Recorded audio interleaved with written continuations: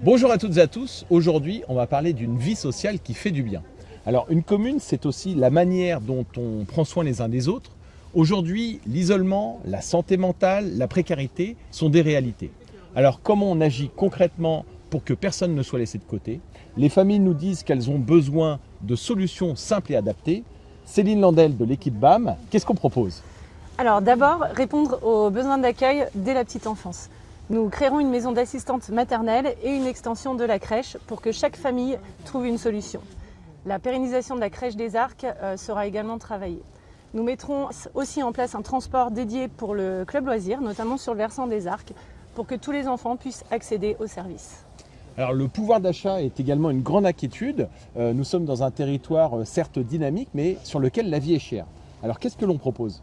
Effectivement, et nous avons plusieurs idées pour le soutenir. Nous mettrons en place des chèques solidaires de rentrée selon le quotient familial, mais aussi des paniers solidaires en lien avec les commerçants et les producteurs locaux. Nous proposerons aussi un accès facilité aux équipements sportifs et de loisirs, grâce notamment au renforcement du passe-passe, comme par exemple l'accès à la piscine des Arcs toute l'année. Alors des très belles initiatives qui font partie d'un projet social plus vaste que nous développerons notamment avec le CCAS. Nous allons créer également une maison commune dont nous avons déjà parlé dans une précédente vidéo avec Louis Garnier. Et donc cette maison commune pour les associations et les solidarités.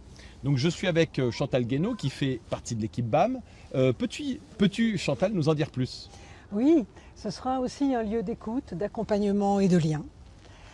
On y trouvera alors un pôle solidarité pour faire face aux violences, aux difficultés familiales, à l'isolement et aux enjeux du grand âge. Ce sera un lieu disposé au centre-ville, qui sera un lieu ressource également pour les associations qui agissent activement dans ces domaines. Nous structurerons aussi un projet de prévention des violences avec les professionnels du territoire. Et c'est vrai qu'il y a un sujet dont on n'a pas trop parlé encore, c'est la santé mentale. Un sujet qui est encore trop tabou.